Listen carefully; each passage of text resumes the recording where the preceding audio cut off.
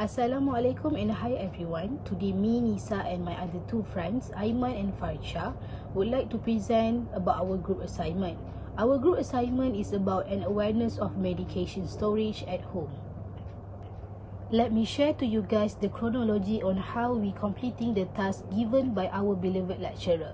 Firstly, we have distributed a questionnaire to people in Malaysia regardless of race and age limit. The data has been collected by using closed-ended online questionnaire. Plus minus, we tend to get about 70 over respondents, but to be exact, I can conclude as 70 respondents. Drug storage is the key factor in keeping drug products in certain conditions to ensure the quality, efficacy, and safety of drug. Such medicines should be stored in accordance with the prescribed storage condition.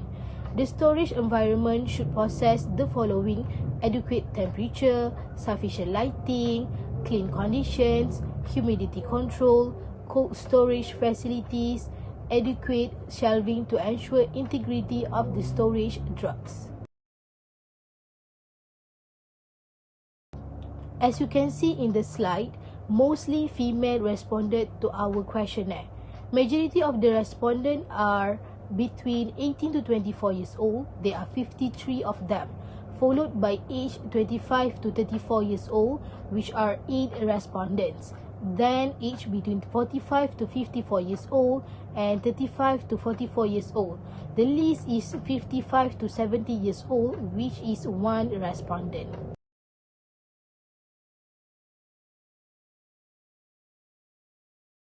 Let me continue to explain the other data. The pie chart shows the form of medications consumed by the respondents. There are tablet, syrup, injection, capsule and other. A large number of respondents use the tablet form. Syrup and capsule are also among the choices of many respondents. Injection and other form are the lowest choices from respondent.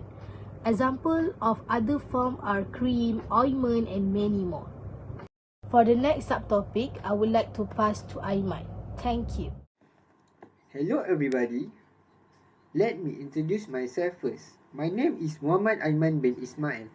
This is graph of the place where respondents always store medicines at home. Based on the graph, we find that the majority of people know how to store medicine properly. For example, based on the graph, many people keep medicine in the refrigerator.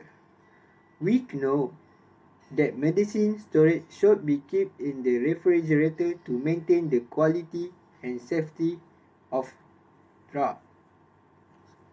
Besides, few people keep medicine in the car. Storing medicine in the car is the wrong way of storing it. This is because the temperature in the car is very hot, will damage the medicine. The storage environment should have the following temperatures: sufficient light, clean conditions, humidity control, cold storage facilities, adequate shelves to ensure the integrity of the stored medicine. Next, this is a percentage about the way respondents get rid of all drugs. We find that the highest percentage is 60% of the respondents put all the old medication in a sea-level container and throw in the household trash. Followed, 28.6% of the respondents return to the hospital for dispose. Next, 7.1% of respondents flush the medicine down the toilet. 4.3% of respondents crush before throw in drain.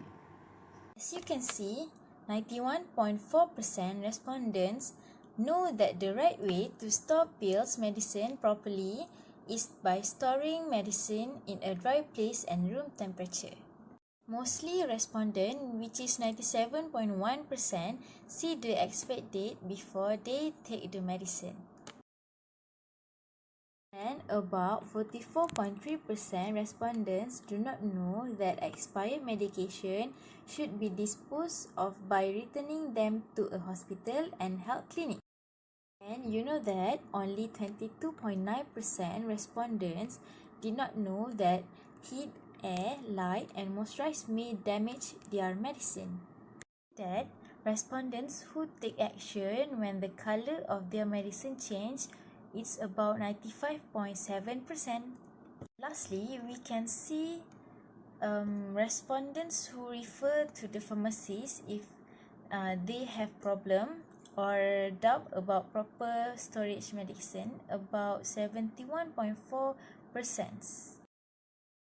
The conclusion of this survey, as you can see, overall respondents know how to store medicine properly, and we can see the awareness of respondents in this survey. Therefore, we can increase the level of knowledge about the storage of medicine at home properly. Thank you.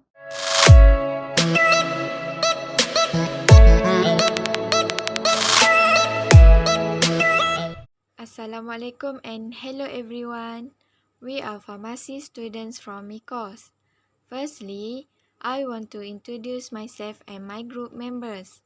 My name is Nur Shazana binti Muhammad Rozul, and the name of my group members are Noriza Yusra binti Abdul Rahim, Nur Shamimi Shazwani binti Nur Ashikin, and Nuraini binti Mustafa.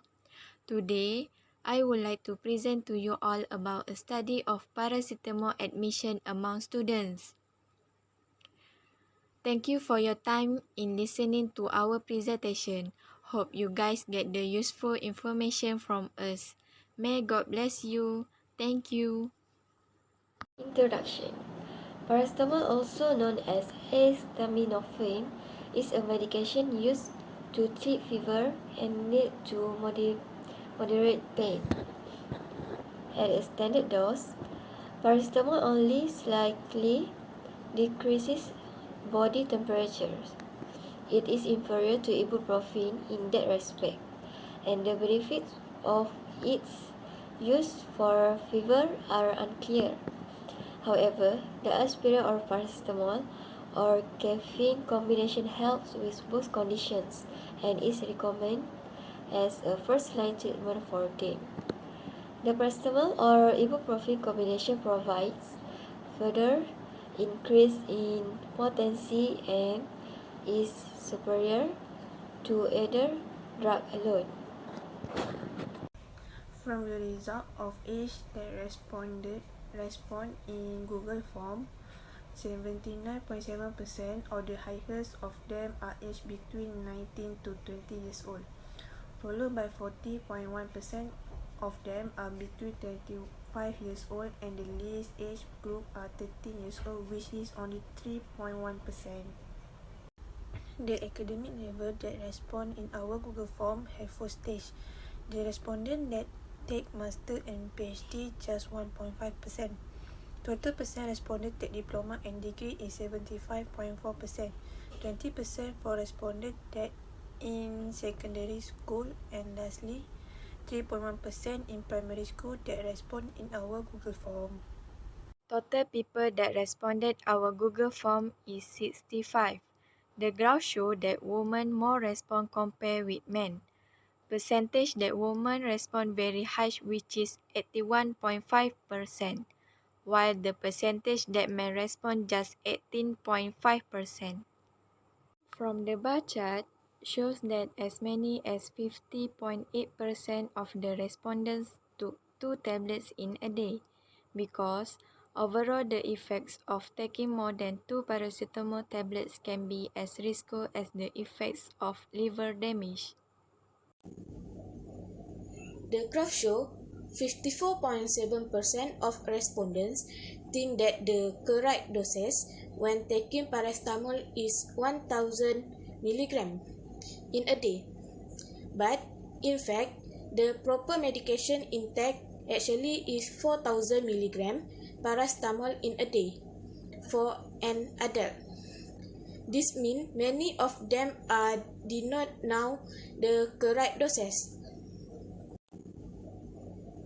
The graph shows 54.7% of respondents think that the correct dosage when taking paracetamol is 1000 mg in a day. But in fact, the proper medication intake actually is 4000 mg paracetamol in a day for an adult. This means many of them did not know the correct dosage. The graph shows the response about side effect of taking paracetamol. 93.8% answer did not have side effect after taking paracetamol. Actually, paracetamol very rarely causes side effect if you take it at the right dosage. If you are worried about side effect or notice anything unusual, talk to your pharmacist or doctor. You should not take paracetamol if you had an allergic reaction to it in the past. The last one graph shows about the results who instructed to take paracetamol by respondents. Majority of respondents refer family before taking paracetamol as painkiller, that is 49.2%. Second, they taking it based on their own safe, that is 39.6%. Third, as much as 9.2% refer to doctor only. The list is refer friends, that is as much as 1.5%. This means it is better to take paracetamol as direct on the label or as instructed by health professional to avoid the bad effects. Based on our finding, in conclusion, students are actually take a right dose where only maximum of 2 tablets per intake are allowed to avoid any bad effect. Although they know the right dose, but they are wrong to identify the right dose in admission of paracetamol per day. Be careful when taking paracetamol and make sure you guys read the instruction and consult with health professional before taking it.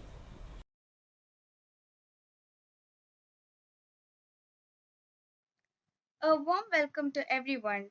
Today, myself, Pushpasri, daughter of Egambaram, and my other two friends are going to present about understanding online pharmacy services in public. Let's look at the introduction. An online pharmacy services offer easy, fast, and convenient way for the customers to purchase their medicines like Shopee, Watson, and many more. Our objectives are to explore the extent of purchasing medical products from the internet, to examine the type of information seek from the internet, and to identify the barrier when they retrieve online health information. Out of people in Malaysia, we target 500 people represent our sample, but we did not reach the target. Next, the sampling technique that we choose is convenient technique because respondents are happen to be available to respond our survey. We collect all the respondents using online questionnaire created via Google Form, and the source of data that we choose is primary data. Now take a look for our finding. Out of 125 respondents, most of the respondents are female, where cover about 64% and male 36%. Next is age. Majority of the respondents are 17 to 21 years old, which is 57.6% compared to other age group. This means most of them are teenagers. Last but not least, under the ethnicity, most of the respondents are Indians, followed by Malay, and the least is Chinese, where only one participant. So guys, that's all from my part. Let's continue to my friend Atisa to continue this presentation. The graph shows that the respondents know about online pharmacy, but they do not use online pharmacy service because mostly respondents are students. The graph shows that the respondents are still buying medicine at the nearby pharmacy because most of the respondents are still students. After that, I will pass the next discussion to Iman.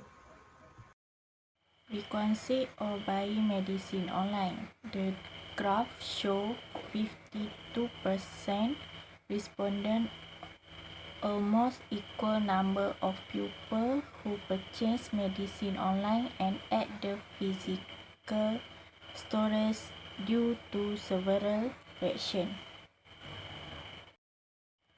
Factors purchasing medicine online.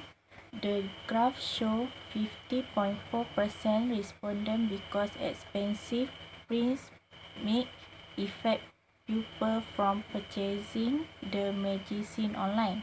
This is probably due to the high number of teenagers. The factor of people refusing to buy drugs from online pharmacies. The graph shows 42.3% of respondents do not trust online purchases for fear of expensive prices and getting poor quality medicine. Lastly, the conclusion we got from this survey is customers are more referred to buy drugs or medicine around physical pharmacy store compared by online. Probably because they think the price of medicine are highest and source of drug are unstated. The teenagers think to ask their parents when getting treatment and medicine. That's all from me and friends. Bye. Thanks for watching.